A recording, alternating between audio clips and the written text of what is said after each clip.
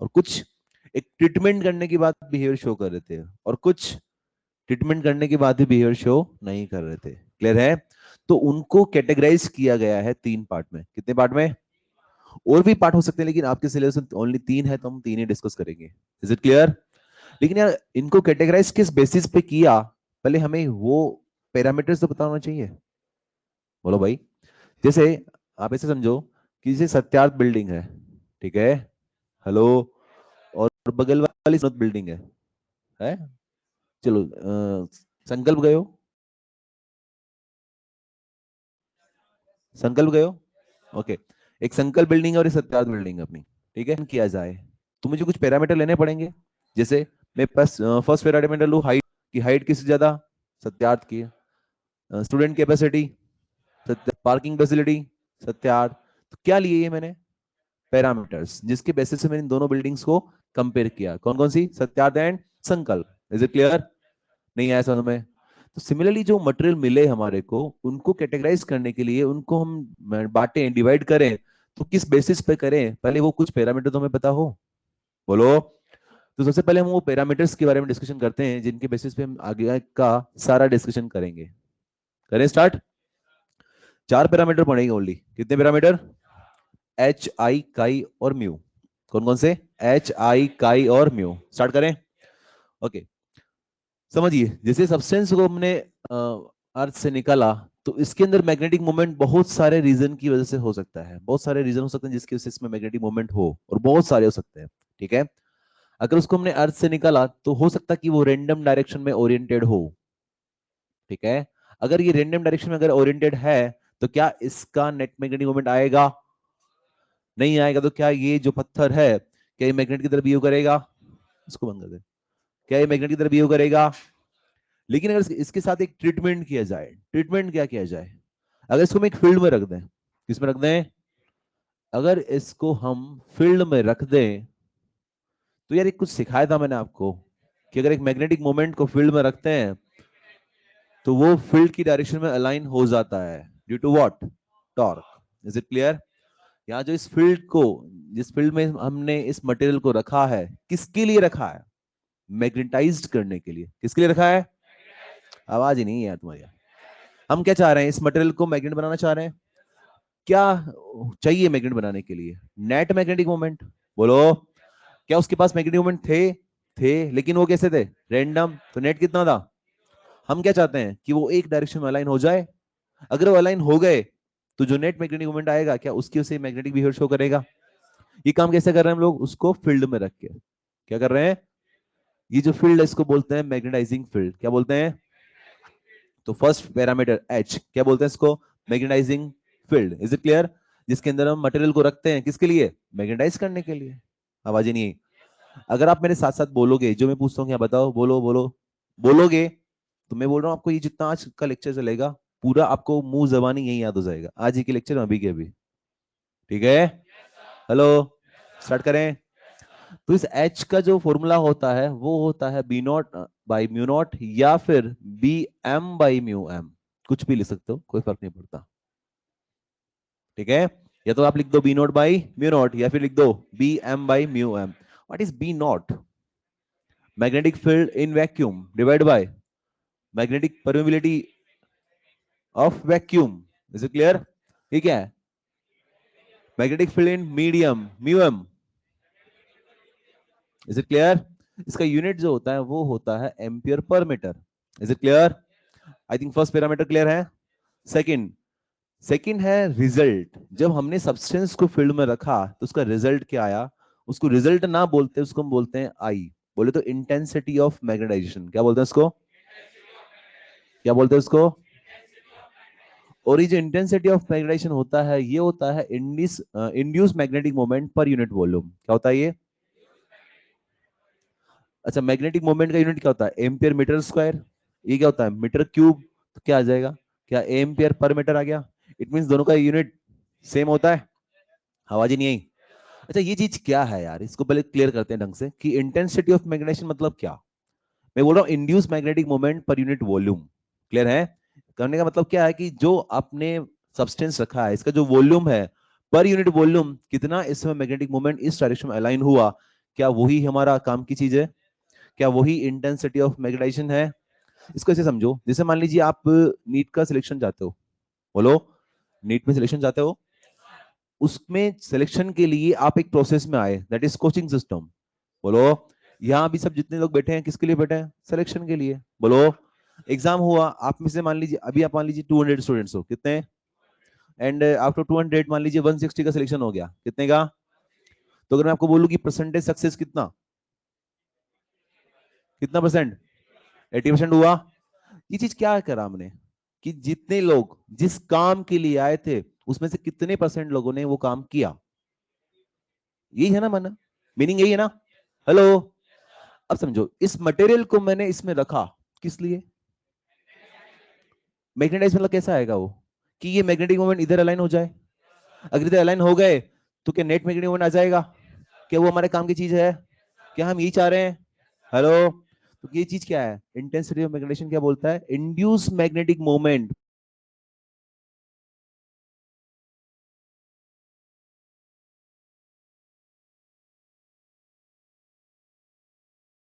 आई, कर पाओगे? एक चीज बताओ, जितना ज्यादा एम इंड्यूस होगा क्या उतना ज्यादा आई होगा? बोलो यार। ओके, तो दो पैरामीटर हो गए, कौन कौन से? H and I. एच को क्या बोलते हैं?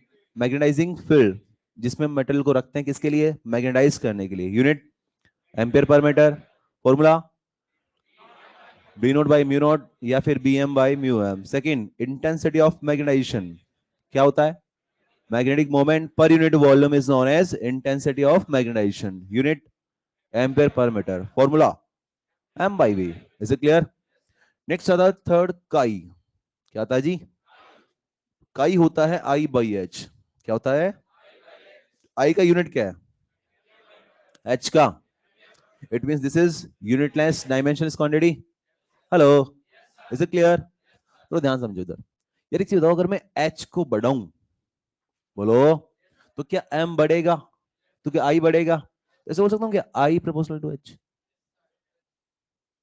नहीं समझ में आया? अरे फील्ड का स्ट्रेंथ बढ़ा रहे हो तो और ज्यादा इधर अलाइन होंगे, टॉर्क ज्यादा लगेगा, ज्यादा अलाइन होंगे, क्या ज्यादा आई आएगा? कैसे बोल सकता हूँ directly? I proportional to H. आवाज ही नहीं है यार। अगर इस प्रोपोर्शनलिटी कांस्टेंट को हटाऊं तो एक कांस्टेंट लिखते हैं, दैट इज काई। और काई कितना कैसे? I by H. Is it clear? तो काई क्या है? काई एक पैरामीटर है जो ये बताता है कि उस सब्सटेंस को कितना इजीली मैग्नेटाइज किया जा सकता है। क्लियर है? मैं समझाता हूँ और अच्छे से इसको। मान लीजिए तीन मटेरियल लिए मैंने, कितने मटेरियल? तीन। उन तीनों को मैंने फील्ड में रखा, एंड फील्ड का जो स्ट्रेंथ लगाया मैंने, ये जो एच लगाया, मान लीजिए वो 10 एम्पियर पर मीटर है। ओके, और तो तीन सब्सटेंस लिए, एक का काई है 1, दूसरे का 2 और तीसरे का 3। ओके, तो आई कितना आया? फर्स्ट के लिए 10, सेकंड के लिए 20, थर्ड के लिए। आई ज्यादा हुआ तो क्या उसको इजीली मैग्नेटाइज कर सकते हैं? बोलो, मतलब सेम फील्ड लगाने से आई डिफरेंट डिफरेंट आ रहा है, किसकी वजह से? इसका मतलब काई क्या है? एक पैरामीटर है जो डिसाइड कर रहा है कि उसको कितना इजीली, कितना जल्दी उसको मैग्नेटाइज कर सकते हैं। Is it clear? What is काई? काई इज ए पैरामीटर जो कि क्या नॉलेज देगा आपको, कि उस मटेरियल को कितना इजीली हम लोग मैग्नेटाइज कर सकते हैं, is with which a magnetic material can be magnetised. Is it clear? समझ में आ गया? नहीं आया? इसको कुछ लोग काई बोलते हैं, कुछ लोग जाई बोलते हैं, कुछ लोग चाई बोलते हैं, जो तुम्हारी इच्छा हो बोल दो। मैग्नेटिक ससेप्टिबिलिटी उसको बोलते हैं। नाम क्या इसका पूरा? Magnetic susceptibility. Is it clear? Next है पैरामीटर म्यू। तीन चीजें होती है, mu, mu not and mu R. In the same way वहां होता है एप्सिलॉन नॉट, एप्सिलॉन और epsilon R. Is it clear? What is mu R? Mu by mu not. बोलो, इसका नाम बताओ। म्यू का magnetic permeability of medium, magnetic permeability of free. समझा दे इसका मतलब क्या है? म्यू मतलब मैग्नेटिक परमिबिलिटी। परमिबिलिटी को अगर डिकोड करें वर्ड को, तो ये बोलता परमिशन, ये बोलता है penetrating ability of the material. क्या बोलता है? Penetrating ability of the material. Is it clear? इसका मतलब क्या है कि जिस मटेरियल में से जितनी ज्यादा मैग्नेटिक फील्ड लाइंस पास हो रही होगी, वो मटेरियल उस मैग्नेटिक फील्ड लाइन को उतनी ज्यादा परमिशन दे रहा है। बोलो। इसका मतलब क्या, एक पैरामीटर हो गया एक, जो कि क्या बताता है कि जिस मटेरियल का म्यू ज्यादा होगा, जिस मटेरियल का म्यू ज्यादा होगा, उसमें से मैग्नेटिक फील्ड लाइंस उतनी ज्यादा पास करेगी। क्लियर है? अब समझो, अगर आपको म्यू दिया है तो हम ये बोल सकते हैं कि इसमें से ज्यादा फील्ड लाइंस जाएगी, इसमें से कम जाएगी, इसमें से कम जाएगी। और अगर तुम्हें फोटो बना के दिया जाए तो, जैसे मान लीजिए बहुत सारी फील्ड लाइंस है,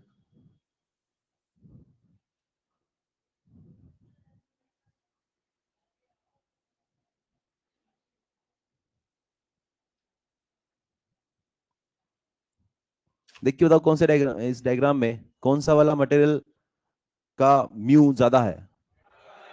क्यों? क्योंकि फील्ड लाइंस में से ज्यादा जा रही है। उसके बाद, उसके बाद, क्लियर है यार? अरे आसान है, कर पाओगे? देखो एक चीज बताओ यहां से, कि जो म्यू आएगा, क्या वो mu not into mu R आ जाएगा? बोलो। तो अगर मैं बोलूं आपको कि इसका म्यू ज्यादा है, मतलब क्या बोल रहा हूं मैं, इसका म्यू एम ज्यादा है, बोलो। या तो म्यू एम बोल दो, मतलब मैग्नेटिक परमिटिविटी ऑफ मीडियम बोल दो, या बोल दो कि इसका म्यू आर ज्यादा है। एक ही बात है, क्योंकि म्यू कितना आएगा, mu not into mu R ना, ये तो कॉमन है, किससे मल्टीप्लाई हो रहा है? इसका मतलब इसका म्यू आर आसान है, समझ पा रहे हो? What is the meaning of mu? Permission, simple. क्या है? जिसका जितना ज्यादा म्यू होगा, उसमें से मैग्नेटिक फील्ड लाइंस की परमिशन उतनी ज्यादा है। Is it clear? अच्छा एक चीज बताइए, एक तो मान लीजिए एयर है, वैक्यूम, और एक है मैग्नेटिक मटेरियल जिसका म्यू काफी ज्यादा है, तो फील्ड लाइंस को अगर दो ऑप्शन दिए जाएं, वैक्यूम और मटेरियल, किस में से ज्यादा जाना, किस में से जाना पसंद करेगी? मटेरियल से। Is it clear? व्हाई? क्योंकि उसका म्यू ज्यादा है, वो परमिशन ज्यादा देता है। अरे कर पाओगे? आसान है। आई थिंक चारों पैरामीटर क्लियर है। कौन कौन से? एच आई काई म्यू, एच आई काई म्यू। अब आप लोग इसको मत देखो, सीधा इधर देखो और बताओ। एच नाम, नाम मैग्नेटाइजिंग फील्ड, इसका एक्सप्रेशन किससे डिनोट करते हैं? एच से। किससे? Formula B not by mu not, या फिर B M by mu M. Unit ampere per metre. आसान है। इसमें मटेरियल को रखा, बोलो, तो उसका जो रिजल्ट आया उसको बोला आई, बोले तो intensity of magnetisation. Definition, induced magnetic moment per unit volume is known as intensity of magnetization। Represent किससे करते हैं? I equal to M by V, unit. आसान है। थर्ड, काई क्या है? Ease with which a magnetic material can be magnetized। Formula simple, देसी भाषा में बताओ, कि जितना ज्यादा काई, उसको उतना इजीली मैग्नेटाइज कर सकते हैं। Is it clear? Next, mu मतलब परमिशन, या बोल सकते penetrating ability of the material. अरे क्लियर है यार? Formula mu are equal to mu by, simple है यार। अरे कर पाओगे? अच्छा और भी फॉर्मूला बना सकते हैं म्यू के, कैसे? कि अगर आपको म्यू नॉट चाहिए तो क्या बोलेंगे? B not by H. यहां से लिया ना कबाड़ के। Hello, mu naught equal to कितना? B not by H. B naught मतलब magnetic field in the vacuum divide by magnetizing field, simple. अरे कर सकते हैं यार। ओके, चारों पैरामीटर समझ में आ गए? कोई तकलीफ इसमें? कोई तकलीफ? आगे बढ़े। नेक्स्ट, इन दोनों में रिलेशन निकालते हैं यार, म्यू आर और काई में। समझो, अगर इस सब्सटेंस को मैंने, इसको देखो सिर्फ, अब इससे काम हो जाएगा अपना। मान लीजिए सब्सटेंस को हम फील्ड में रखते हैं।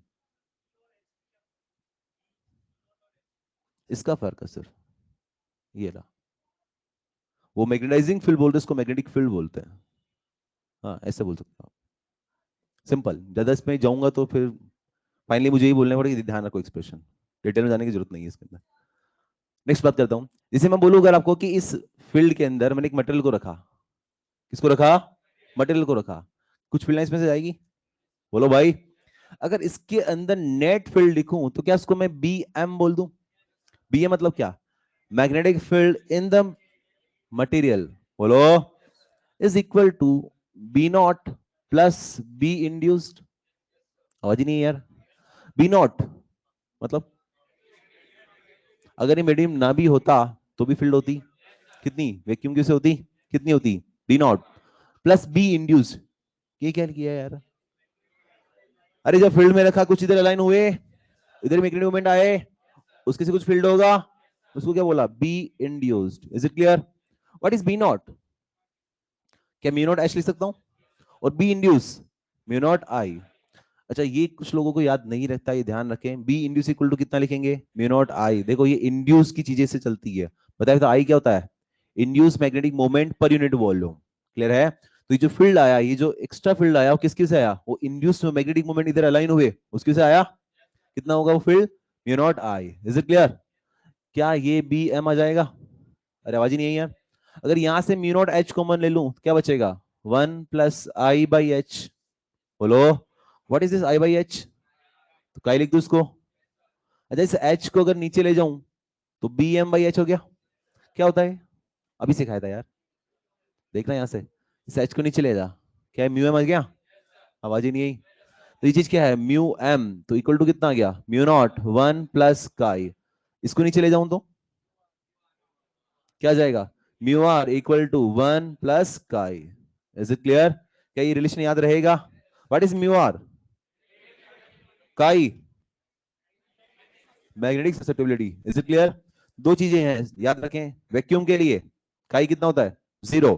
कितना, तो म्यू आर कितना आएगा, 1। And at air, for air at STP chi कितना होता है, 0.04। तो म्यू आर कितना आएगा, 1.04। ये डेटा इसलिए दे रहा हूं क्योंकि ये चीजें आपके मॉड्यूल में लिखी हुई है एंड स्टैंडर्ड डेटा है, तो याद रखना है आपको, सिंपल कर पाओगे। ये जितना भी मैं पढ़ा रहा हूँ आपको, मैं पढ़ा रहा हूँ आपके मॉड्यूल के हिसाब से, ठीक है। और जैसे टेबल बनी हुई है मैं एक्सप्लेन भी उसी के हिसाब से करूंगा पूरा, ताकि ये जब आप इसको रिवाइज करें, अगर मॉड्यूल से रिवाइज करते हो, आई थिंक 2-3 मिनट में सारा रिवाइज हो जाएगा आपका ये। क्लियर है? जैसे अभी तक हमने जितनी चीज पढ़ी, आई थिंक टाइम लगा 20 मिनट, लेकिन अब रिवाइज करेंगे तो कितना मिनट लगेगा, आधा मिनट। कितना, कितने पैरामीटर सेट किए हमने, 4। पहला एच, क्या, अरे रुक रहा है, अरे अरे ब्रेक लगा, अरे ब्रेक लगा यार। पहला एच नाम, अच्छा और अगर ढंग से बोले तो यार 4 नहीं है, बेसिकली 3 ही है पैरामीटर। तो ऐसो क्या था, सिर्फ फील्ड था जिसके अंदर हम मटेरियल को रख रहे हैं, किसके लिए, मैग्नेटाइजेशन के लिए। क्लियर है? वो सबके लिए कॉमन है, तो देखेंगे तो क्या रिजल्ट तो 3 से आएगा। अरे आवाज ही नहीं है यार। ओके तो एच क्या है, मैग्नेटाइजिंग फील्ड, रिप्रेजेंटेशन एच से करते हैं, फॉर्मूला पता है, unit ampere per metre second, I equal to M/V। Is it clear? नहीं आया, unit third chi, that is I/H। क्या है ये, पैरामीटर, जो क्या बताता है कि उस, अरे यार इंग्लिश सबको आती है, हिंदी बताओ सिंपल, कि उसको कितना इजीली मैग्नेटाइज कर सकते हैं। फोर्थ म्यू, क्या है ये, परमिशन। क्या मतलब, कि जिसका जितना ज्यादा म्यू होगा उसको उतना इजीली मैग्नेटाइज कर सकते हैं। Is it clear? मैं देख रहा हूँ कि जैसे मैंने अभी 20 मिनट में कम से कम ये चारों चीजें 5-7 बार बुला ली है। कुछ लोग ऐसे बोल रहे हैं, अरे क्या सर क्या कर रहे हैं, बार बार एक ही चीज बोले जा रहे हैं। मतलब उनके चेहरों के एक्सप्रेशन देख के, चेहरे पढ़ना आता है बेटा मेरे को, इतने साल पढ़ाते पढ़ाते सीख गए कि उसका चेहरा क्या बोल रहा है। ठीक है, कुछ लोगों को से देख रहा हूँ जो थोड़े से ओवर कॉन्फिडेंस होकर बैठे हैं, ये सर क्या है, एक ही चीज को बार बार बोले जा रहे हो, आप तो याद करा रहे हो, रटा रहे हो। रटा नहीं रहा हूँ, याद करा रहा हूँ, उसको से याद करना पड़ता है। हेलो, मैं डायरेक्ट बोल सकता था तुम्हारे को कि हाँ जी 4 पैरामीटर है जी, ये पढ़ेंगे, एच आई का ये हो गया। लेकिन क्यों पढ़ा, इसके लिए पहले मैंने बोला, फाउंडेशन बनाया था कि दो बिल्डिंग को कंपेयर करने के लिए पैरामीटर सेट किया, तो मटेरियल को कंपेयर करने के लिए पैरामीटर सेट करने पड़ेंगे, अच्छे से याद रहेगा वो। क्लियर है? फिर बार बार बुला रहा हूं ताकि आपकी जबान से निकले, जब चीज जबान से निकलती है तो याद रहती है। लेकिन कुछ ढीठ हो गए बेटा, घर घर से बन गया, मैं तो ढीठ से बैठा रहूंगा। खाना खाया तो एनर्जी लूज करने के लिए थोड़ी खाया है। हेलो, अरे लूज कर ले ताकि शाम को फिर से आने दे, आने दे, अभी जाके मेस पे टूट पड़ेंगे फिर से। हेलो, ध्यान दो यार, मजा नहीं आता इससे। चारों पैरामीटर क्लियर हो गए। एक रिलेशन और बनाया हमने, किसमें, म्यू आर और काई में। इसमें क्या रिलेशन है, mu are equal to 1 + is it clear? ये दो स्टैंडर्ड डेटा दिया था आपको। वैक्यूम के लिए काई 0, तो उसका म्यू आर कितना हो गया 1। एंड एसटीपी पे मतलब एयर का काई कितना 0.04, तो म्यू आर कितना आ गया। इन किसी को भी लिखने की आवश्यकता नहीं, सब आपके मॉड्यूल में लिखा हुआ है। Is it clear? ओके, तो हमारे पास पैरामीटर आ चुके हैं, अब हम लोग लड़ाई करना स्टार्ट करते हैं। तीन तरह के मटेरियल होते हैं, जो मटेरियल सब्सटेंस जो निकले उसको हमने तीन पार्ट में कैटेगराइज किया। कितने पार्ट में? नाम क्या दिया? नाम बताओगा यार? Diamagnetic, paramagnetic and, is it clear? इन तीनों मटेरियल्स को एक स्टोरी से समझते हैं, एक सिंपल सी स्टोरी बनाते हैं, एक छोटी सी।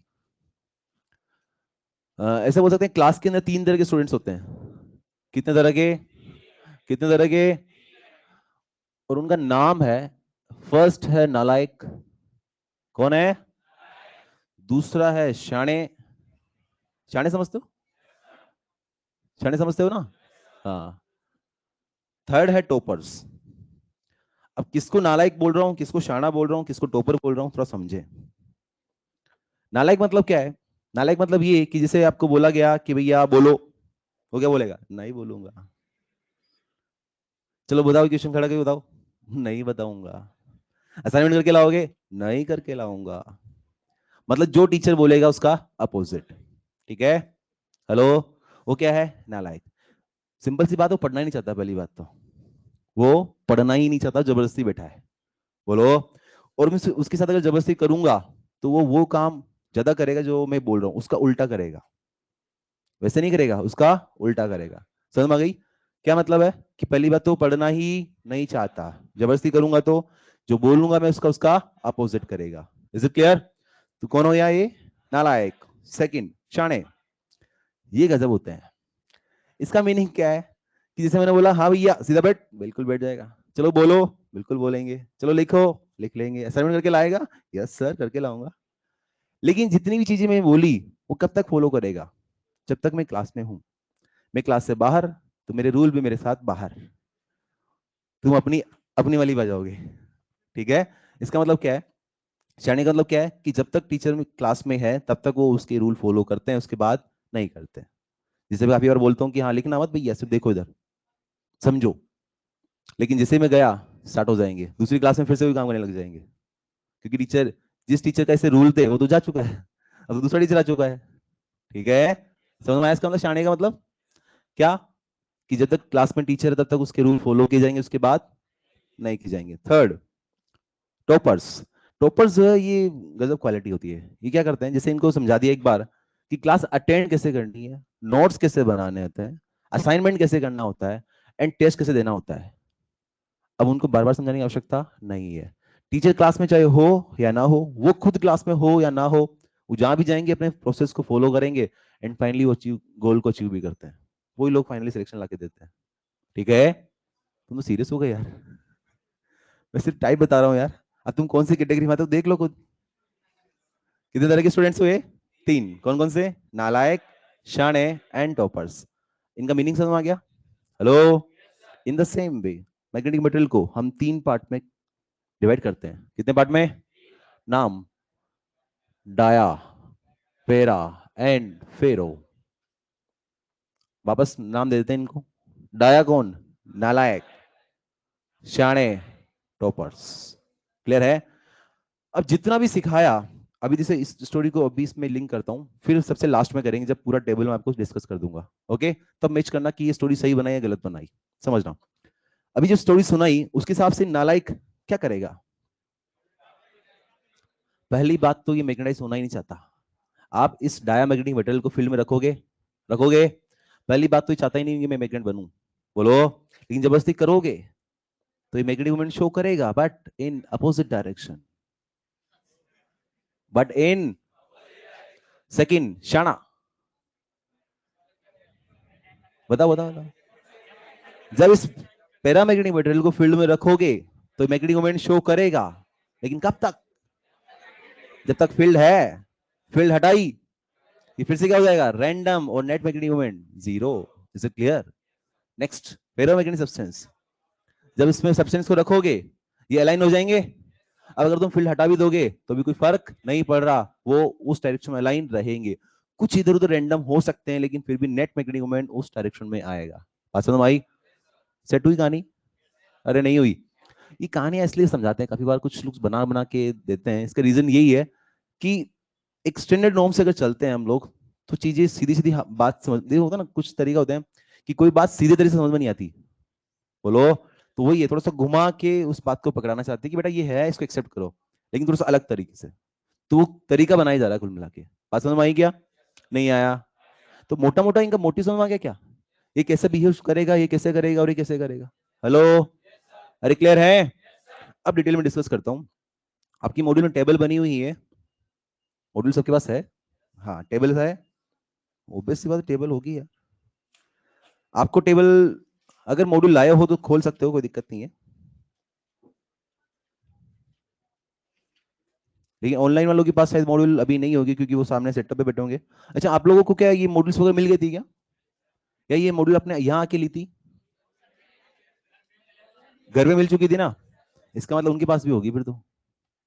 अगर है तो ठीक है, नहीं तो आप सिर्फ सुने काम हो जाएगा आपका इससे।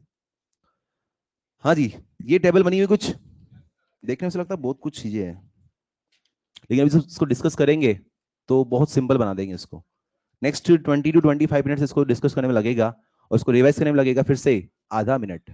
कितना मिनट? तो स्टार्ट करें, पहले समझाते हैं इसको एक एक बातें, फिर आपको इसके बारे में समझाएंगे, डिटेल में डिस्कस करेंगे पूरा। हाँ जी, डायामैग्नेटिक, पैरामैग्नेटिक और फेरोमैग्नेटिक, कितने तरह के मटेरियल? कौन कौन से?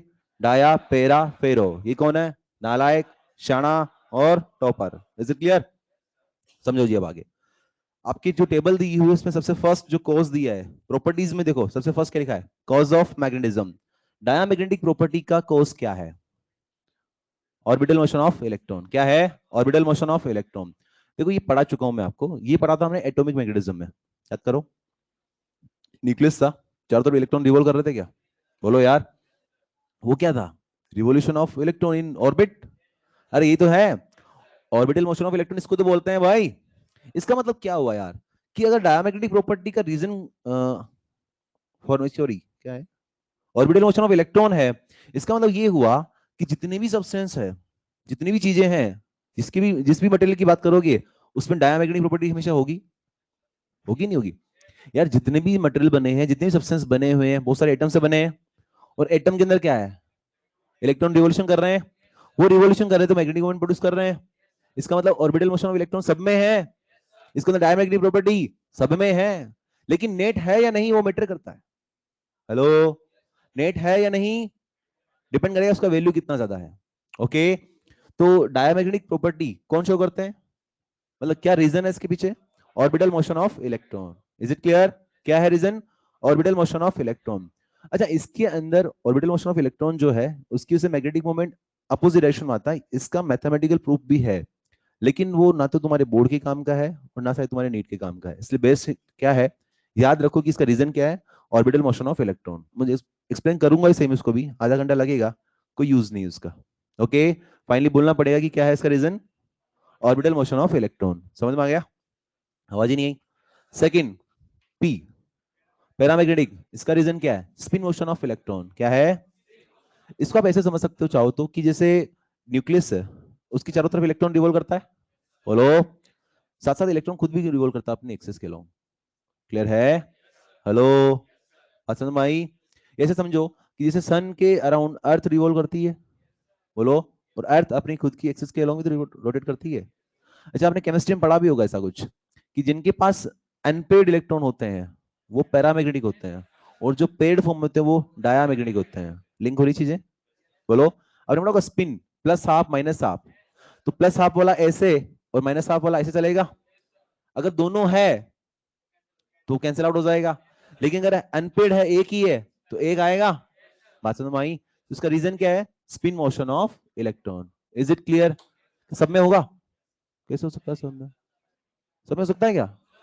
नेक्स्ट, फेरोमैग्नेटिक सब्सटेंस, इसका रीजन क्या है? Formation of domain. Formation of domain का मतलब समझिए कि जनरली क्या है, क्रिस्टलाइन सॉलिड्स में पाए जाते हैं, और ये कुछ इस तरह से होते हैं, ये झुंड बना के रखते हैं। झुंड बना के मतलब क्या भाई, कि जैसे इस वाले रीजन के जितने भी मैग्नेटिक मोमेंट है वो इस डायरेक्शन में अलाइन होंगे, इसके इसमें, इसके इसमें, इसके इसमें, इस तरह के। ठीक है, जब आप इसको फील्ड में रखोगे तो क्या होगा?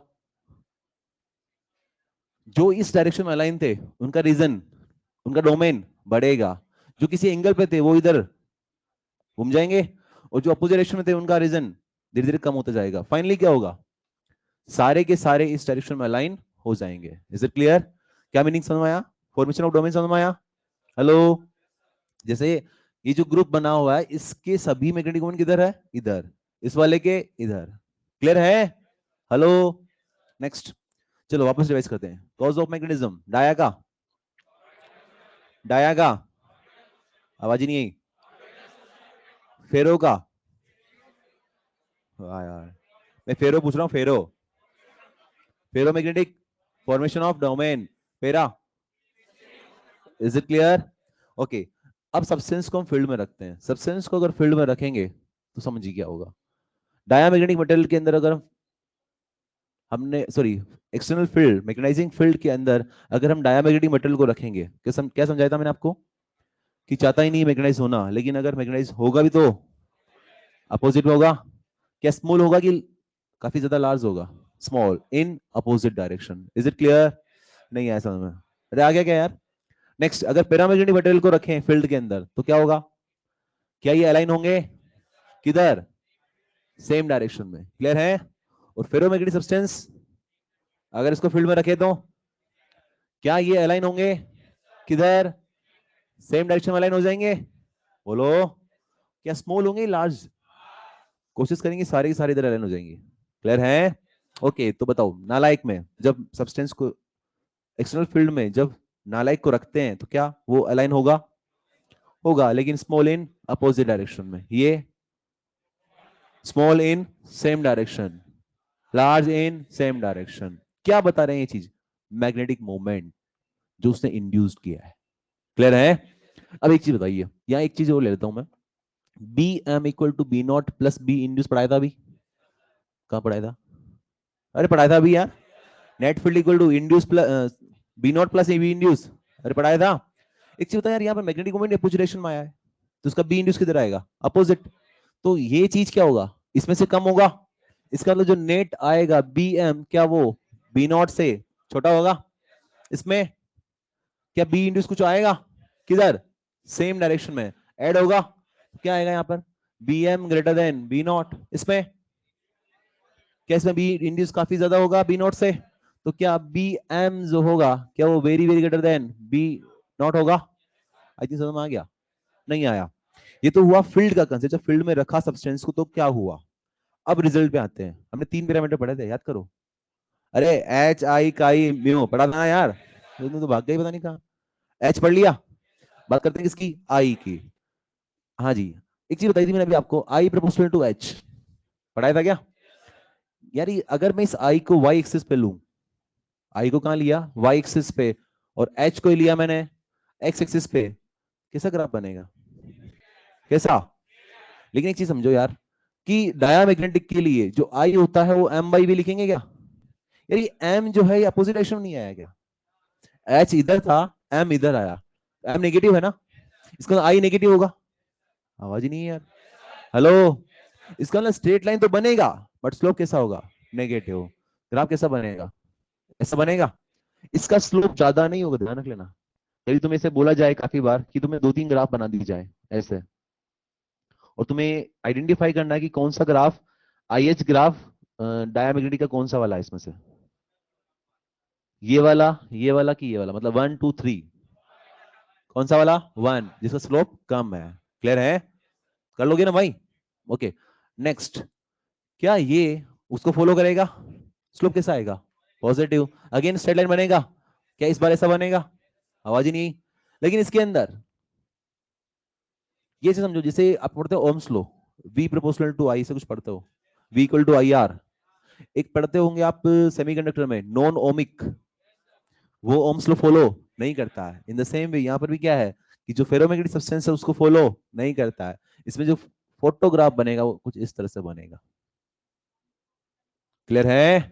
हेलो, कुछ इस तरह से बनेगा। कर पाओगे? समझिए यहां पर ये आई और ये एच, पहले तो क्या होता है फील्ड को बढ़ाते हैं, एच की स्ट्रेंथ को बढ़ाएंगे तो ये मैग्नेटाइज कम होगा, लेकिन थोड़ी देर बाद क्या होगा? बहुत ही ज्यादा ड्रास्टिकली चेंज आएगा इसके अंदर। थोड़ी देर बाद भी क्या हो जाएगा? सैचुरेशन पॉइंट आ जाएगा। ये कौन सा पॉइंट है? कौन सा पॉइंट है? Saturation point. इसका मतलब क्या है? कि जो सब्सटेंस आपने फील्ड में रखा उसके सारे के सारे मैग्नेटिक मोमेंट उस डायरेक्शन में अलाइन हो चुके हैं जिसमें आप चाह रहे थे।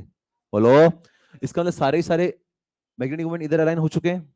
अगर इधर अलाइन हो चुके हैं तो तुम फील्ड का स्ट्रेंथ कितना ही बढ़ा दो, कोई फर्क पड़ेगा? बोलो भाई, कौन सा पॉइंट आ गया ये? Saturation point. समझ में आ गया क्या ये? आवाज नहीं है यार। अरे समझ में आ गया? Is it clear? एक चीज तो जैसे ये पढ़ा था हमने, एक और काई पढ़ा था क्या? कितना होता है ये? क्या होता है? आई बाई एच।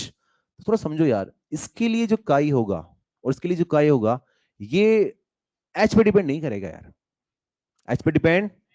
लेकिन इसके अंदर ये जो काई है ये एच पे भी डिपेंड कर जाता है। जितना ज्यादा स्ट्रेंथ बढ़ाओगे तो ये काई भी इस पे डिपेंड कर जाएगा।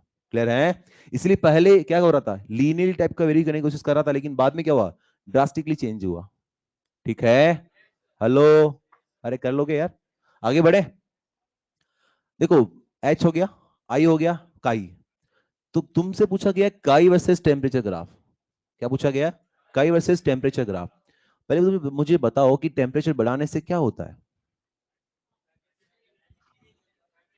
क्या रेंडमनेस बढ़ती है? और रेंडमनेस बढ़ना हमारे लिए बढ़िया है कि खराब है? क्यों? क्योंकि हम चाह रहे हैं उनको अलाइन करना, और रेंडमनेस बढ़ेगी तो अलाइन नहीं होंगे, तो उसका मतलब मैग्नेटाइजेशन इफेक्ट करेगा।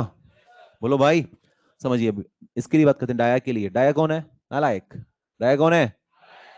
अरे वो तो पहले से नालायक है, टेम्परेचर बढ़ाएंगे तो रेंडमनेस बढ़ेगी तो उसको मजा आ गए। बोलो भाई, उसकी क्या फर्क पड़ रहा है? फर्क पड़ेगा उसको कुछ? तो इसके अंदर क्या होगा, chi proportional to T raise to power 0, it is independent of temperature. Is it clear? अगर हम इसका फोटो बनाए काई वर्सेस टेम्परेचर का, तो किधर बनेगा? स्ट्रेट लाइन बनेगा और नीचे बनेगा। क्यों बना नीचे, पहले क्लियर करते हैं।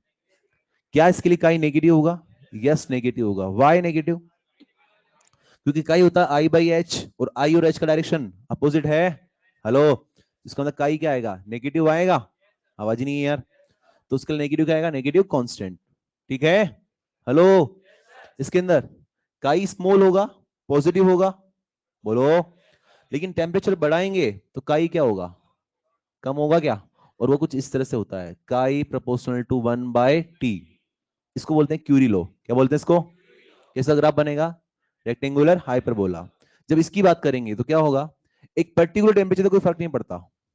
एक पर्टिकुलर टेम्परेचर तक तो कोई फर्क, मतलब काई पे टेम्परेचर का कोई इफेक्ट नहीं आएगा। लेकिन अगर उसको हम लोग टेम्परेचर बढ़ाते जाएं तो इफेक्ट करेगा। और आफ्टर दिस टीसी ये इसको फॉलो करेगा। इट मींस आफ्टर टीसी ये भी क्यूरी टेम्परेचर, सॉरी क्यूरी लो को फॉलो करता है। लेकिन कैसे करेगा? इसके हिसाब से करेगा, काई proportional to 1/t minus TC. ये कब लगाना फॉर्मूला? After TC. कब लगाना है?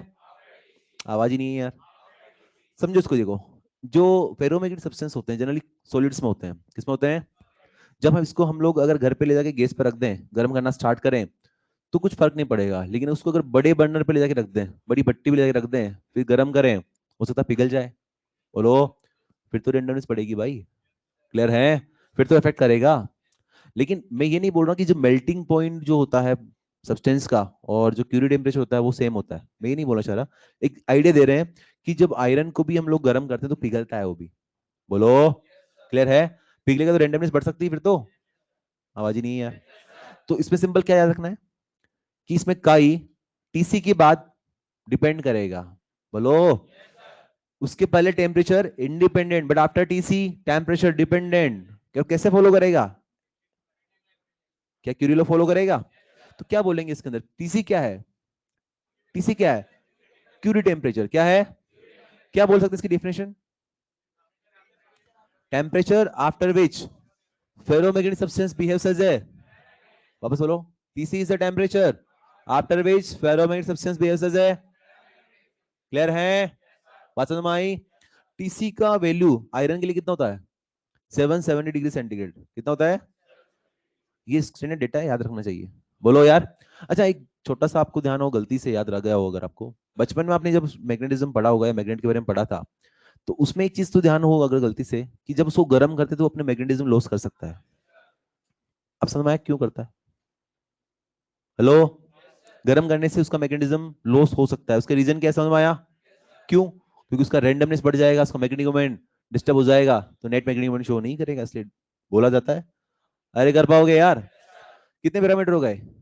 एच आई काई, फिर क्या है म्यू। म्यू की जगह में लिख दूं म्यू आर इक्वल टू 1 + काई। बोलो यार। अभी आपको बताया कि काई का वैल्यू इसके लिए क्या होता है, नेगेटिव। इसका मतलब काई का वैल्यू नेगेटिव है तो वन में से कुछ घटेगा, तो क्या इसका म्यू आर का जो वैल्यू आएगा वो लेस देन वन आएगा। तो ध्यान समझो यहाँ पर, नेगेटिव है इसका मतलब ये नहीं कि -3 -10 -100 है, नहीं। -0.2 या -0.3 या -0.04 इस तरह से होता है। इसलिए मैं बोल रहा था जो स्लोप आएगा इसका वो ज्यादा नहीं आएगा वो, ठीक है। इसका मैक्सिमम वैल्यू कितना होता है काई का, डाया के लिए -1 कितना होता है, और किसके लिए होता है, परफेक्टली डायामैग्नेटिक मटेरियल के लिए, दैट इज सुपर कंडक्टर, उसके लिए -1 होता है। इसका मतलब क्या हुआ कि मैक्सिमम कितना आ सकता है, ये एस है, दैट इज कितना एंगल आएगा ये 45 डिग्री। कब आएगा लेकिन, सुपर कंडक्टर के केस में। बाकी सब में क्या आएगा, इससे ऊपर ही आएगा। आई थिंक समझ में आ गया? अरे नहीं आया? तो इसके लिए म्यू आर कितना होगा, लेस देन। इसके लिए म्यू आर का वैल्यू क्या, काई का वैल्यू पॉजिटिव होता है तो क्या आएगा, क्या 1 से बड़ा आएगा, लेकिन 2 से छोटा आएगा। इसका मतलब क्या हुआ कि इसका भी काई पॉजिटिव तो होता है लेकिन 0 से लेके 1 तक, बस, ज्यादा नहीं होता है। 0.1 0.2 0.3 से कुछ होता है, क्लियर है। लेकिन इसके लिए काई 1 से काफी बड़ा होता है। हेलो, पॉजिटिव होता है लेकिन काफी बड़ा होता है, इसलिए हम बोल सकते हैं mu R very very greater than 1। Is it clear? 4 parameter हुए, रिवाइज करो फटाफट। एच आई काई म्यू, एच आई काई म्यू। एच का मतलब क्या हुआ, मटेरियल को रखा, ये नालायक अलाइन होगा, opposite small, small same direction, large same direction. फिर सेकंड द आई नेगेटिव है तो स्ट्रेट लाइन बनेगा, किधर, नीचे, ऊपर, सिग्मोइड, क्लियर है। Chi, chi versus temperature, temperature independent, dependent, dependent, dependent after, dependent, follow Curie law, hello, follow Curie law after TC. क्या बोलेंगे, टीसी क्या, Curie temperature after which ferro substance behaves as a, is it clear. Next mu are equal to less than, greater than, very very greater than. समझ में आ गया?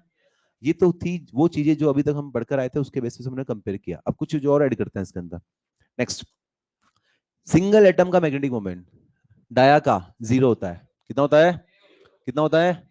जब हम field लगाते हैं तो इंड्यूस्ड मैग्नेटिक मोमेंट शो करता है और वो अपोजिट आता है। कब, वो फील्ड लगाने के बाद।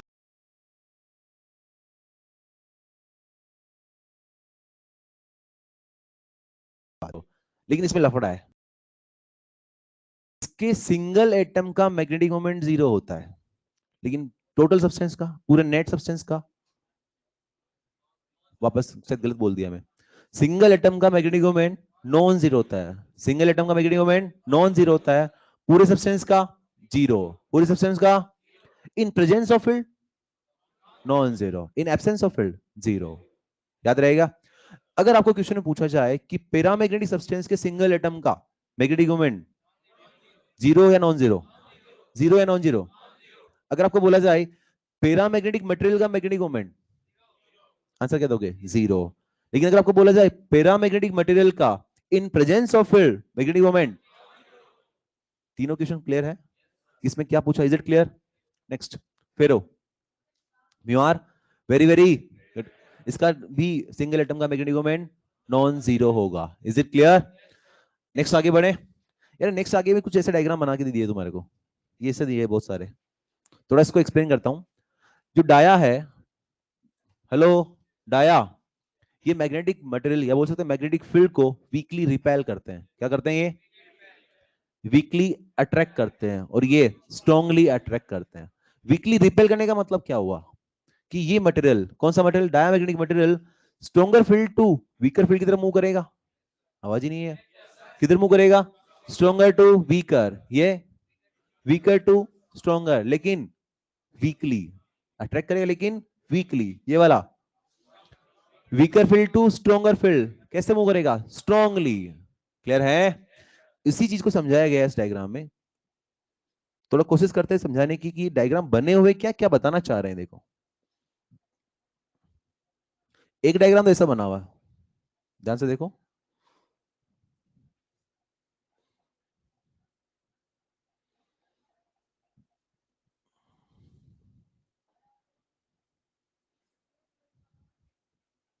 ऐसे बने हुए हैं। समझो भाई, अगर इन दोनों मैग्नेट्स को थोड़ा दूर रखते हैं हम लोग, कहाँ रखते हैं, दूर, तो इनके जो बीच वाला जो रीजन है यहाँ पर फील्ड इनके पोल के कंपैरिजन में कम होगा। क्लियर है? क्या बोला मैंने? अगर इनको दूर रखते हैं तो ये जो मिडिल वाला जो एरिया है, रीजन है, यहाँ पर मैग्नेटिक फील्ड का स्ट्रेंथ पोल के कंपैरिजन में कम होगा, बोले तो वीकर फील्ड होगा। Is it clear? अब समझो, इसमें अगर हमने डायमैग्नेटिक मटेरियल रखा, ऐसे मान लो कुछ कढ़ाई वगैरह रख रखी है, इसमें मैग्नेटिक मटेरियल डाल दिया, कौन सा वाला, डाया वाला, तो क्या होगा, किधर भागेगा ये, जिधर वीकर फील्ड है। किधर भागेगा, वीकर फील्ड कहाँ है, बीच में है, इसलिए कहाँ इकट्ठा हो जाएगा, बिल्कुल बीच में। बोलो। लेकिन जब इन मैग्नेट को हम बहुत पास रख देते हैं, बहुत पास रख देते हैं, तो यहां पर जो फील्ड का स्ट्रेंथ होगा वो पोल से भी ज्यादा होगा। अब इसको ऐसे समझो, magnetic field due to bar magnet, एक एक्सिस पॉइंट कितना होता है, 2 km/r क्यूब लिखते हैं। बोलो, अगर मैं आर का वैल्यू लेस देन 1 लिख दूं तो, माने तो बोले तो आर का वैल्यू मान लीजिए 1/2 लिख दिया मैंने, कितना लिख दिया, तो क्या आ जाएगा, 2 km/1/2 का क्यूब, ऊपर 8 जाएगा। बोलो, इसका मतलब अगर 1 से कम कर दे काफी ज्यादा फील्ड बढ़ जाती है। बोलो यार, मोटा मोटा समझो कि अगर इनको बहुत पास रख दें तो जो इनके बीच वाला जो रीजन है, यहाँ फील्ड का स्ट्रेंथ इस पोल से भी काफी ज्यादा होगा। क्लियर है? समझ में आ गई थी बात? तो क्या होगा, यहाँ पर जो मटेरियल हमने रखा था, उसको पता लगा कि यहाँ फील्ड ज्यादा है और यहाँ फील्ड कम है, जैसे यहाँ पता लगा कि यहाँ फील्ड कम है, तो देखो डिप कर गए, यहाँ से डिप करने का मतलब क्या है, कुछ इधर शिफ्ट हो गए, कुछ तो इधर भाग गए, कुछ इधर भाग गए, मतलब किधर की तरफ मूव किया इसने, वीकर फील्ड की तरफ। क्लियर है? सबसे बेस्ट डायग्राम ये है, थर्ड वाला। एक ट्यूब है, इसके अंदर मटेरियल भर दिया, कौन सा वाला, डाया, कौन सा, यहाँ क्या कर दिया हमने, फील्ड लगा दी, क्या हुआ, क्या ये लेवल नीचे चले गया, नीचे जाने का रीजन क्या है, कि ये रिपेल कर रहा है। बोलो, यहां से क्लियरली पता लग रहा है कि जो डायामैग्नेटिक मटेरियल है वो मैग्नेटिक फील्ड से दूर भागते हैं। बोलो, मतलब वीकली रिपेल करते हैं। Is it clear? इसका जस्ट अपोजिट इसमें दिया हुआ है, इसमें क्या बना रखा है, इस वाले केस में कैसे डिप कर रखा है, क्यों डिप करा, क्योंकि इधर स्ट्रॉन्गर है, यहाँ वीकर है, तो स्ट्रॉन्ग इधर शिफ्ट हो जाएगा। इसके सेकंड वाला डायग्राम ऐसा बना रखा है, इसमें देखो क्या हो रहा है, क्या इसमें बीच में इकट्ठा हो रखा है, क्यों हुआ इकट्ठा बीच में, क्योंकि यहाँ फील्ड स्ट्रॉन्ग है। थर्ड डायग्राम देखो, ट्यूब वाला, क्या इसके अंदर मैग्नेट लगा रखी है, यहाँ पे क्या लेवल ऊपर आ गया, इसका रीजन क्या है, क्योंकि वो अट्रैक्ट हो रहा है। Is it clear? लेकिन जब हम लोग उसको देखते हैं, इसके अंदर देखो क्या चक्कर पड़ रहा है, कि अगर हम लोग ये लगाएं, दूर रखें फील्ड को, और जैसे ही मटेरियल को रखा गया, जैसे इसको पता लगा कि पोल पे फील्ड ज्यादा है यहां से, तो क्या हुआ, क्या बिल्कुल टिप हो गया, यहां से पूरा का पूरा साफ हो गया।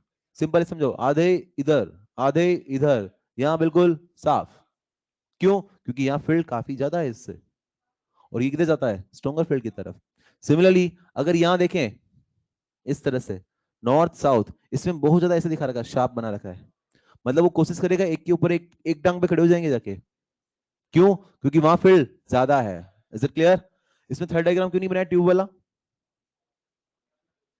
बाहर निकल जाएगा, अरे अरे अरे अभी बोला ना यार, जनरली ये क्रिस्टलाइन सॉलिड्स में पाए जाते हैं, किसमें, सॉलिड्स में, किसमें, सॉलिड को ट्यूब में कैसे भरेंगे यार, इसलिए नहीं बनाया, सॉलिड को ट्यूब में कैसे भरेंगे भैया, इसलिए नहीं बनाया।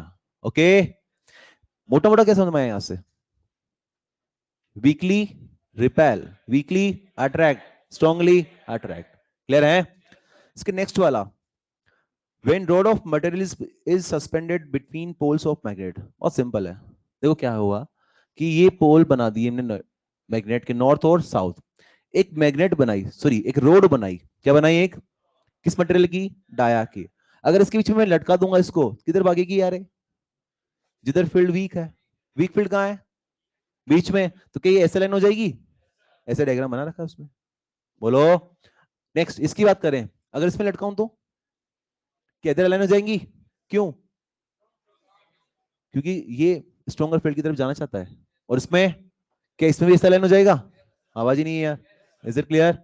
इसका मतलब ये अगर ना भी देखें तो इसका मीनिंग ऑलरेडी ऊपर क्लियर हो चुका है, आवाज ही नहीं है यार। Next, magnetic moment of substance in presence of external magnetic field, ये मैंने पहले पढ़ा चुका हूं मैं आपको। देखो डाया में क्या लिखा है, value M is very less and opposite to H, कि मैंने स्टार्टिंग बता दिया इसको, तो एम आएगा लेकिन स्मॉल इन अपोजिट डायरेक्शन, इसमें small in same direction, large in same direction. हो गया ना? तो लास्ट क्या है, एग्जांपल्स। देखो एग्जांपल्स याद कर लोगे क्या, या मैं कर रहा हूं, हाँ चलो कुछ करा देता हूँ, कुछ की गारंटी मैं लेता हूँ, बाकी सबकी गारंटी मेरी नहीं है, कुछ की, कुछ कुछ याद करते हैं। देखो डायमैग्नेटिक में देखो एक पर मटेरियल, क्या इसमें सोना है? देखो सोना, अरे ऐसे याद करना पड़ेगा, ऐसे इंग्लिश में सारे याद नहीं होंगे। सोना है, सोना मतलब क्या? एयू। चांदी है, चांदी, हीरा भी है क्या? बन गई पूरी ज्वेलरी। सोना, चांदी, हीरा। तांबा है, तांबा है, पारा भी है, पारा, पारा मतलब होता मरकरी, तांबा मतलब होता कॉपर। हेलो, नमक भी है, पानी है, हेलो, लेकिन नींबू नहीं है, नहीं तो शिकंजी बन जाती। अरे नींबू है, नहीं है, नमक है, पानी है। देखो सात तो ऐसे याद हो गए, सोचो, बोलो बोलो साथ में। सोना, चांदी, तांबा। देखो तांबा क्यों बोल रहा हूँ, क्योंकि काफी बार जो ज्वेलर्स होते हैं क्या होते हैं, तांबे को मिक्स करके ले जा, क्या पता लगता है। सोना, चांदी, तांबा, पारा, हीरा, नमक, पानी, सात तो याद हो गए, फ्री फोकट में याद हो गए ना यार, क्या चाहिए। वापस बोलो। सोना, चांदी, तांबा, पारा, हीरा, नमक, पानी। कुछ बाकी ऐसे याद कर लो यार। कौन कौन से? Hydrogen, helium, neon, bismuth. और कौन कौन से? Antimony, lead. अरे सारे की गारंटी थोड़ी ली थी मैंने पहले ही। मैंने पहले बोला था कुछ कुछ याद कर सकते हैं, वापस बोलो, सात तो बोलो। सोना, चांदी, तांबा, पारा, हीरा, नमक, पानी, हाइड्रोजन, हीलियम, नियोन, बिस्मथ और एंटीमनी। अरे कर लोगे यार, दो तीन बार बोलोगे याद हो जाएंगे, ऐसी बात नहीं है। फिर paramagnetic material, paramagnetic material generally किसमें हो जाते हैं? जिसके पास अनपेड इलेक्ट्रॉन, जनरली बोला मैंने वर्ड, जिसके पास अनपेड इलेक्ट्रॉन हो। इसको ऐसे डायरेक्टली याद करो, इससे याद हो जाए जैसे आप लोग टेबल याद करते हो, सोडियम पोटेशियम, ऐसे बोलो उसको, sodium potassium magnesium manganese tin platinum aluminium oxygen, ऐसे याद हो गया, बोलो। Sodium potassium magnesium manganese tin platinum aluminium oxygen, वापस बोलो। Sodium potassium magnesium manganese tin platinum aluminium oxygen, हो गए। Ferromagnetic substance, फेकोनी। हेलो यार, फेकोनी, फे मतलब आयरन, को नी, कुछ तो याद हुए, एटलीस्ट कुछ तो याद, कुछ नहीं थे याद, इससे बड़ा कुछ तो याद हुए। हेलो, चलो वापस बात करते हैं, अब इसकी जरूरत नहीं है, डाया की बात करते हैं। सोना, चांदी, तांबा, पारा, हीरा, नमक, पानी, hydrogen, helium, neon, bismuth, lead, antimony. अरे वो से बहुत सारे याद, जिंक भी था, हो गए। Para, sodium potassium magnesium manganese tin platinum aluminium oxygen, हो गया। फेरो, फेकोनी और उनके एलॉयज, क्लियर है? Hello, is it clear? Summarize करें इसको बिना मॉड्यूल के, ऐसे करते हैं भैया, इधर रख ले यार इसको। देखो समझो, हमने चार तो पैरामीटर सेट किए थे, बोलो, और चार बातें और भी करी थी, टोटल 8 बातें हैं इसमें। देखो बात करता हूं one by. First cause, cause dia का, orbital motion of electrons, formation of domains, is it clear? अब वो चारों पैरामीटर की बात करते जो हमने डिसाइड बनाए थे अभी। एच मतलब मैग्नेटाइजिंग फील्ड में जब इसको रखेंगे तो ये क्या है? नालायक।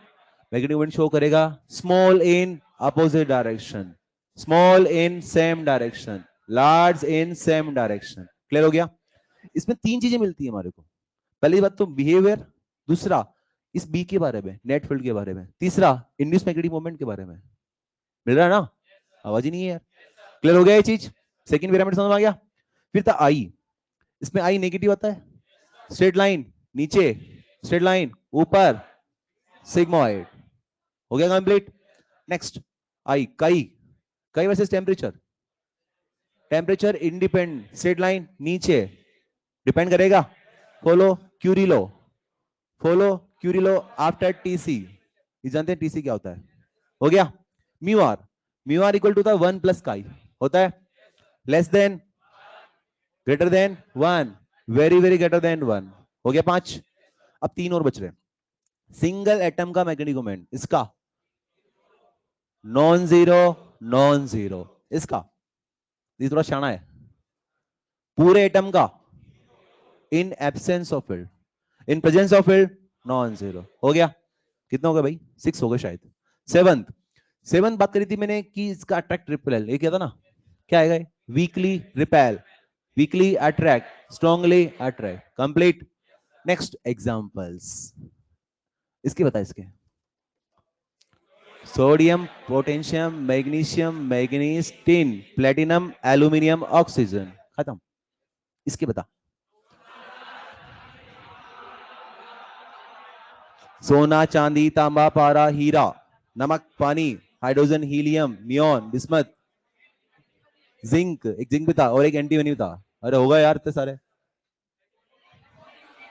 हो गया। कितने मिनट लगे, 1 मिनट, हाँ 1 मिनट मान ले मैक्सिमम। टेबल देखो, पहले समझा, एक एक पॉइंट को समझा, फिर समराइज किया, आई थिंक याद हुआ। अच्छा, इससे पहले हमने 4 पैरामीटर पढ़े थे, अब तो वो बहुत इजी हो गए, शायद 1 मिनट भी नहीं लगेगा उसमें। तो कितने पैरामीटर, 4, एच आई काई म्यू, सब जानते हैं। आगे बढ़ जाओ यार, क्योंकि मेरे पास 15 मिनट बचे हैं, उसमें 2-3 टॉपिक और कंप्लीट करना। अरे टेबल क्लियर हुई? अगर इस टेबल को वापस से देखेंगे कभी, तो क्या इसको रिवाइज करने में टाइम लगेगा, या ये देखते ही समझ में आ जाएगी क्या चीज क्या लिखा हुआ है? अरे क्लियर है भाई? नेक्स्ट बात करते हैं मैग्नेटिक हिस्टेरेसिस। किसकी? Magnetic hysteresis. ये जो मैग्नेटिक हिस्टेरेसिस कर्व बनाते हैं, हम सिर्फ और सिर्फ फेरोमैग्नेटिक सब्सटेंस के लिए बनाते हैं। डाया और पेरा के लिए क्यों नहीं बनाते हैं, इसका जवाब आपको खुद थोड़ी सी देर में मिल जाएगा। तो जो आपकी मॉड्यूल के अंदर लिखा हुआ है बी वर्सेस एच ग्राफ, लिखा है क्या कुछ? बेसिकली थोड़ा सा गलत लिखा हुआ, वो बी वर्सेस एच ग्राफ नहीं है, वो बी इंड्यूस वर्सेस एच बोल दो उसको, या आई वर्सेस एच ग्राफ है। ठीक है, हेलो, समझो भाई इधर, ये लिखा है बी इंड्यूस वर्सेस एच। देखो किसके लिए बना रहे हैं इसको हम, ओनली फेरोमैग्नेटिक सब्सटेंस के लिए। किसके लिए? समझो भाई, फेरोमैग्नेटिक सब्सटेंस को हमने फील्ड में रखा, ये एच है। पहले तुम मुझे इसको समझाओ थोड़ा सा, अगर इधर चलते हैं हम लोग तो क्या है इसका मतलब, एच बढ़ रहा है, इधर चले तो ऐसा बोल सकते हैं एच बढ़ रहा है बट अपोजिट डायरेक्शन में, एक ही बात है। इधर फिर बढ़ रहा है, किधर? पॉजिटिव में, इधर अपोजिट डायरेक्शन में, यही है इसका मीनिंग। ओके, समझो अब बात को। जब हम मटेरियल को रखते हैं फील्ड के अंदर, कौन से मटेरियल को? फेरोमैग्नेटिक सब्सटेंस को, तो हम ये मान के चल रहे हैं कि इसमें इनिशियल जो मैग्नेटिक मोमेंट था नेट, वो 0 था। कितना था? अगर इसका फील्ड का स्ट्रेंथ बढ़ाऊं मैं, तो क्या इसमें इस डायरेक्शन में मैग्नेटिक मोमेंट अलाइन होना स्टार्ट हो जाएंगे, और वो ग्राफ कैसा फॉलो करेंगे? सिग्मॉइड, बताया था अभी थोड़ी देर पहले, बताया था ना भाई। और वैसे बी इंड्यूस लिखा है, इसका मतलब क्या होता है? म्यू नॉट आई, मतलब डिपेंडेंसी तो आई आ रहा ना, बोलो यार। तो आई एच ग्राफ कैसा बना था इसके लिए? क्या इस तरह से बना था? ये मान लीजिए ओ है, और ये कहां पहुंच गए हम लोग? ए। इस ए पे पहुंचने का मतलब क्या है? आवाज ही नहीं है यार। हम फील्ड देखो इधर चल रहे हैं तो फील्ड बढ़ा रहे हैं, कहां पहुंच गए? ए। ए मतलब कौन सा? Saturation point. मतलब क्या? कि इसके बाद तुम कितना फील्ड बढ़ा दो कोई फर्क, क्यों? क्योंकि सारे सारे सेक्शन अलाइन हो चुके हैं। Is it clear? अब मैंने इस फील्ड को वापस धीरे धीरे कम करते करते 0 कर दिया, और इसने पाथ फॉलो किया ये वाला, ऐसे कहां पहुंच गए? बी पे। कहां पहुंच गया? देखो यहां का मतलब क्या है इस बी का, कि एच का वैल्यू क्या है? 0। मतलब क्या? कि हम फील्ड को हटा चुके हैं, हटाने के बावजूद इसके अंदर क्या मैग्नेटाइजेशन बच गया? बोलो, क्या ये मैग्नेट बन गया? आवाज ही नहीं। तो जो ये बच गया, इसको हम बोलते हैं बी आर, इसको बोलते हैं रेजिडुअल मैग्नेटिज्म। क्या बोलते हैं? या बोल सकते हैं रिमेनेंस, या बोल सकते हैं रिटेंटिविटी, बहुत सारे वर्ड है, रिमेनेंस, रिटेंटिविटी, या फिर रेजिडुअल मैग्नेटिज्म। कहने का मतलब क्या है कि एक्सटर्नल मैग्नेटाइजिंग फील्ड को हटाने के बाद भी जो मैग्नेटाइजेशन बचा रह जाता है उसको बोलते हैं रिमेनेंस। बोलो, अरे क्लियर है? लेकिन मैं तो बोलूं क्या, नहीं मुझे तो वापस पहले जैसा चाहिए, नेट मैग्नेटिक मोमेंट कितना होना चाहिए? 0। अब एक चीज बताओ मुझे, कि इसके अंदर मैग्नेटिक मोमेंट किधर आया? इधर है। इसको खत्म करने के लिए मुझे क्या करना पड़ेगा? क्या फील्ड लगानी पड़ेगी? बट इन, क्लियर है? तो फिर ये जो है ये फॉलो करता करता मान लीजिए यहां पहुंच गया सी पॉइंट पे। कहां पे? तो ये जो है इसको हम बोलते हैं एच सी। क्या बोलते हैं इसको? इसको बोलते हैं कोरेसिविटी। क्या नाम है इसका? कोरेसिविटी। इसका मीनिंग क्या है, नाम क्या है, मतलब इसका डेफिनेशन क्या बना सकते हैं कि जो रेजिडुअल मैग्नेटिज्म था उसको खत्म करने के लिए अपोजिट डायरेक्शन में जो मैग्नेटाइजिंग फील्ड का रिक्वायरमेंट है, क्या उसी को हम कोरेसिविटी बोलते हैं। तो यहां तक क्या चुका है, फिर से इसका मैग्नेटिक मोमेंट कितना हो चुका है, आवाज ही नहीं है, आवाज ही नहीं आई। अगर इधर मैं इस फील्ड को कंटिन्यू कर दूं और बढ़ाता जाऊं तो क्या होगा, तो ये उस डायरेक्शन में अलाइन करना स्टार्ट हो जाएंगे, और अलाइन करना स्टार्ट होंगे तो क्या यहां पहुंच जाएगा, ये कौन सा पॉइंट आ गया, डी, अगेन सैचुरेशन पॉइंट। मतलब क्या कि सारे के सारे मैग्नेटिक मोमेंट इस बार इस डायरेक्शन में अलाइन हो चुके हैं। अरे आवाज ही नहीं आई। अगेन मैं फील्ड को फिर से हटा दूं, अगर फील्ड से हटा दूंगा तो क्या इस पाथ को फॉलो करेगा, डी, ई आ गया मतलब। तो ये चीज क्या है यार, क्या अगेन रिमेनेंस आ गया, मतलब क्या, एक्सटर्नल फील्ड को हटाने के बाद भी जितना मैग्नेटाइजेशन बचा हुआ है उसको क्या बोलते हैं, रिमेनेंस। Is it clear. इसको खत्म करने के लिए क्या इस बार फील्ड इधर लगानी पड़ेगी, कितनी, एच सी, कितना, बोले तो कोरेसिविटी, नहीं समझ में आया। अगेन इधर मैंने कंटिन्यू कर दी फील्ड तो क्या फाइनली फिर से यहां पहुंच जाएंगे, कहां पे, ए पे, कौन सा पॉइंट, सेचुरेशन पॉइंट। बात समझ में आई। तो क्या चल रहा है यार, ये कि इसको रखा, फील्ड को बढ़ाया, इधर लाइन हो गए, कहां पहुंच गए, सेचुरेशन, कहां, वापस हटाया फील्ड, कहां पहुंच गए,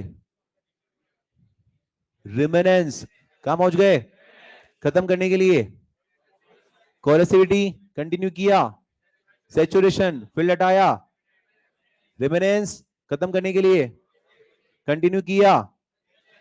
बात समझ में आई। अगर फिर से ये प्रोसेस फॉलो करते रहेंगे तो ये पाथ चलता रहेगा। Is it clear. यार कर क्या रहे हैं, क्या बीमारी चल रहा है, इधर फील्ड हटारे लगा रहे हैं। इसको बोलते हैं मैग्नेटाइजेशन डीमैग्नेटाइजेशन। क्या बोलते हैं इसको, magnetization demagnetization. Is it clear. हम उस मैग्नेट को या उस सब्सटेंस को क्या कर रहे हैं, बार बार मैग्नेटाइज डीमैग्नेटाइज कर रहे हैं। ये प्रोसेस कहाँ करते हैं, ये प्रोसेस करते हैं हम लोग टेम्पररी मैग्नेट्स के अंदर। ये प्रोसेस करते हैं हम लोग जो कोर्स ऑफ द ट्रांसफॉर्मर, जो ट्रांसफॉर्मर का जो कोर बनाते हैं वहां पर देखो, आपने पढ़ा होगा ट्रांसफॉर्मर काम किस पे करता है, म्यूचुअल इंडक्शन पे। मतलब करंट किसी होती है, वेरी होती है, करंट वेरी करेगी तो हाफ साइकिल में करंट ऐसे उसको मैग्नेटाइज करता है और हाफ साइकिल में डीमैग्नेटाइज करता है। मतलब वहां वो मटेरियल ले जो जल्दी से मैग्नेटाइज हो जाए और जल्दी से डीमैग्नेटाइज हो जाए। बात समझ में आई, अरे नहीं आई। Is it clear.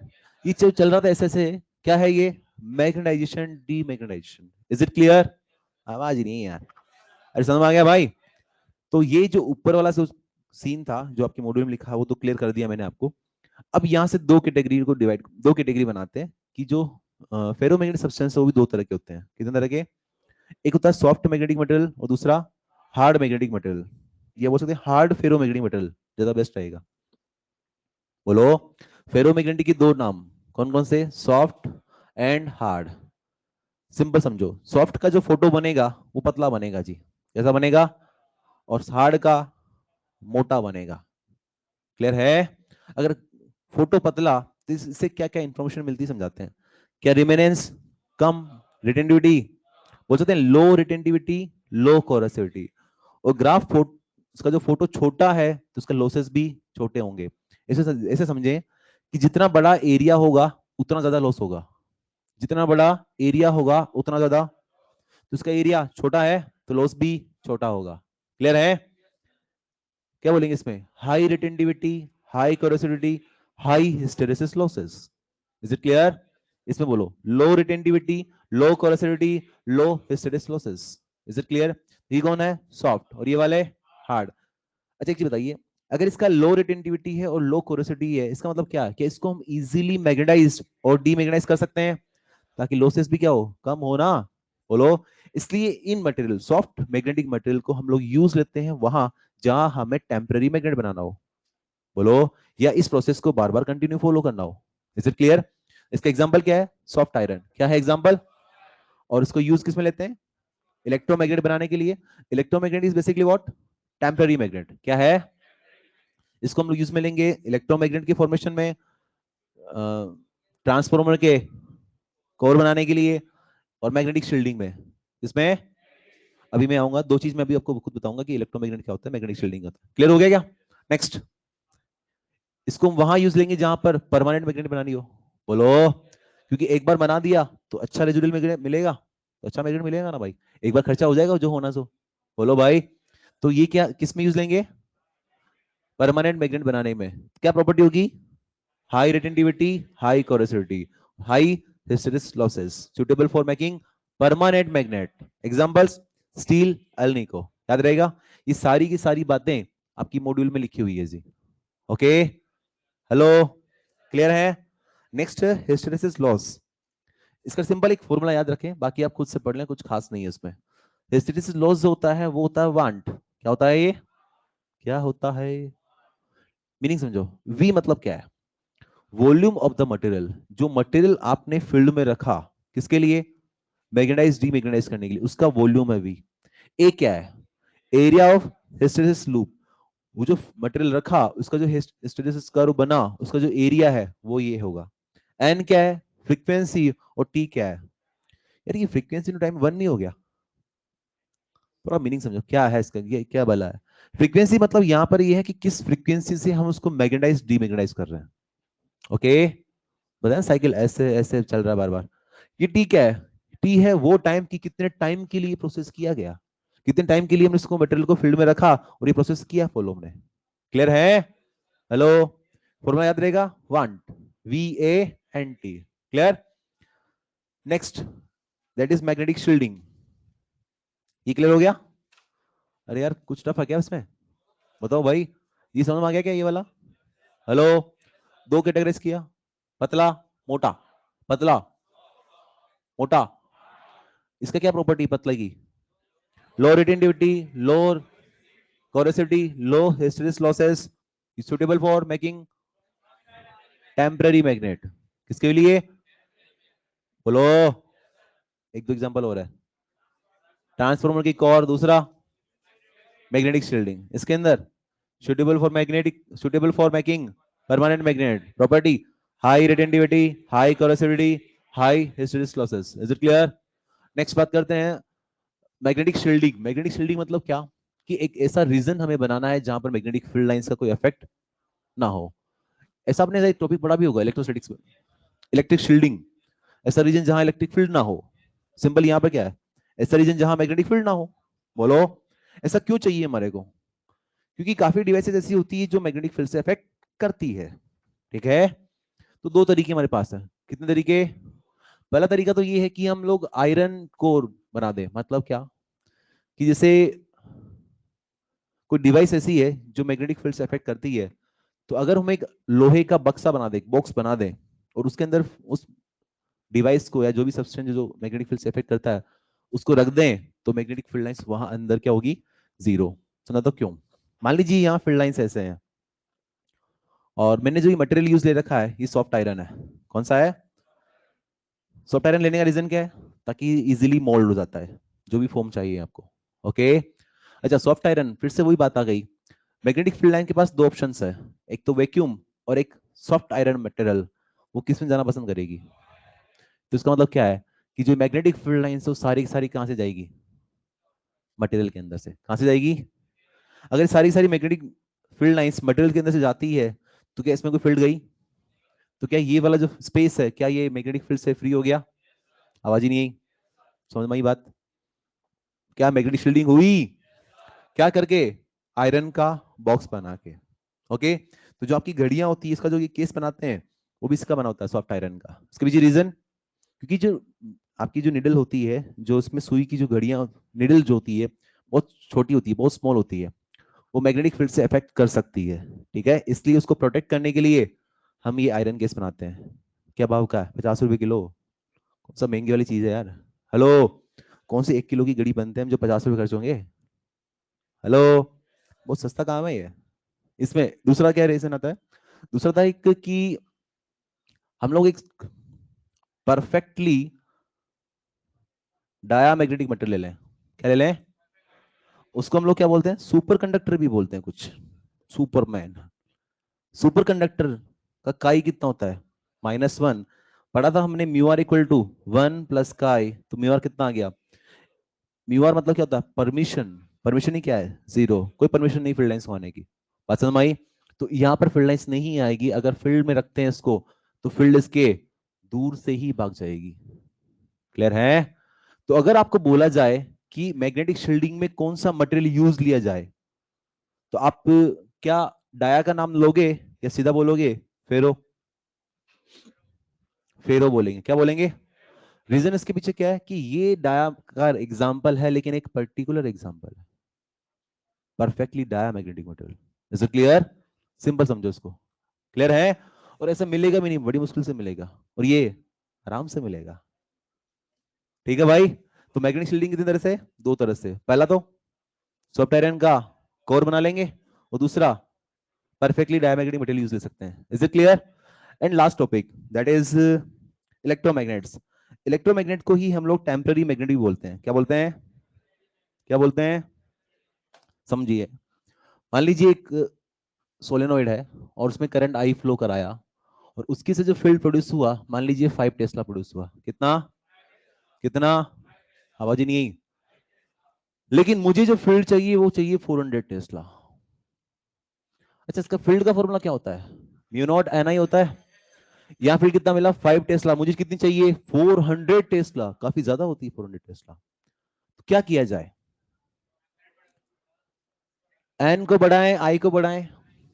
आई को 400 टाइम्स करना बहुत चैलेंजिंग टास्क है भैया। वायरिंग जल जाएगी, और इतना बड़ा वोल्टेज चाहिए, इतनी ज्यादा करंट, वायरिंग जल जाएगी। बहुत मोटा वायर लेना पड़ेगा। बहुत मोटा वायर मतलब बहुत खर्चा। क्लियर है? N number of turns per unit length, यार उसी लेंथ पे 400 टाइम्स टर्न करने हैं। मान लीजिए पहले केवल 100 टर्न्स बने हुए थे सोलेनोइड के ऊपर, अब कितने करने हैं? 400 इंटू 100। भाई साहब बनाना मुश्किल हो जाएगा। ठीक है, चैलेंजिंग टास्क है। एक काम और कर सकते हैं, क्यों ना इसके अंदर एक सॉफ्ट आयरन की रोड को डाल दो। क्या इसका अब मीडियम वैक्यूम नहीं रहा? अब मीडियम हो चुका है। तो मीडियम हो चुका है तो फील्ड का फॉर्मूला होगा mu naught mu r N I. और हमने जो सॉफ्ट आयरन लिया है वो ऐसा लेंगे जिसका म्यू आर कितना हो? 80। कितना हो? तो ये पहले की जो चीजें थी उसको एज इट इज रख दो, सिर्फ एक सॉफ्ट आयरन का डाल दो रोज उसके अंदर। क्या भाव का? 50 रुपए किलो के भाव का। हेलो, कितना हो जाएगा फिर? 80 इंटू 5, 400 हो गया क्या? Without any change in these parameters. बात समझ में आई? नहीं आई समझ में? अरे आ गई क्या? तो ये है इलेक्ट्रोमैग्नेट। इसको टेम्परेरी मैग्नेट क्यों बोलते हैं? कि करंट फ्लो कराएंगे तो ये मैग्नेट की तरफ व्यू करेगा, और नहीं कराएंगे तो नहीं करेगा। आपने देखा होगा डंपिंग यार्ड्स के अंदर जो कार्स रखी होती है एक के ऊपर एक, कोई मैनुअली थोड़ी रखता है उसको यार। मैनुअली नहीं रखता कोई। कैसे रखते हैं? क्रेन से रखते हैं। हेलो, कैसे रखते हैं? क्रेन से। क्रेन आती है, चिपकाती है, ले जाके उसको वहां रख देती है। अब सोचो, थोड़ा दिमाग लगाओ कि अगर क्रेन के अंदर हमने परमानेंट मैग्नेट लगाया होता, तो चिपकाया, तो वहां छुड़ाएंगे कैसे उसको? बात समझ में आई? कौन सा यूज लेते हैं? Temporary magnet. वहां लाए, चिपकाया, वहां ले जाए, छोड़ दिया। चिपकाने के लिए करंट फ्लो करा देंगे, वहां कोई ना कोई पोल बनेगा, पास लेके जाएंगे, चिपक जाएगी, वहां ले जाके करंट बंद कर देंगे, वापस से छूट जाएगी। Is it clear? तो ये है टेम्पररी मैग्नेट। समझ में आया टॉपिक? आई थिंक बहुत आसान था। तो आज जो सिखाया पूरे लेक्चर के अंदर उसको रिवाइज करते हैं 1 मिनट के अंदर। कितने तरह के पैरामीटर सेट किए? 4। एच, चारों के बारे में जानते हो? इसमें से 2 के बारे में रिलेशन बनाया था, एक mu are equal to 1 plus कार। क्लियर है? कितने तरह के मटेरियल होते हैं? नाम? डाया, पेरा, फेरो। नाम दिए थे कुछ इनको, नालायक, शाणे, टॉपर्स। आसान है। फिर उनके उनके रीजन बताओ। कोज, डाया का orbital motion of electron, spin motion of electron, formation of domain. याद आया? First complete. सेकंड, एच मतलब फील्ड में रखा तो क्या होगा? Small in same opposite direction, small in same, small नहीं large in same direction. H हो गया। आई नीचे स्ट्रेट लाइन, ऊपर straight line, sigmoid. Chi temperature independent, नीचे आता है डिपेंडेंट, ऐसे आता है डिपेंडेंट आफ्टर टीसी। क्यूरिलो फॉलो करता है। Mu are less than 1 greater than 1। अच्छा, यहाँ कुछ लिखा मैं ऐसे से कर रहा हूं फिर भी, क्योंकि ऐसे बना था अभी यहाँ पे। Hello, mu are less than 1 greater than very very greater than. Single atom का मैग्नेटिक मोमेंट 0। शाना है, थोड़ा बताओ, बात करो उसके बारे में। पूरे मटेरियल का zero, in presence of field non zero. फिर ये वीकली अट्रैक्ट या रिपेल? रिपेल। एग्जांपल्स,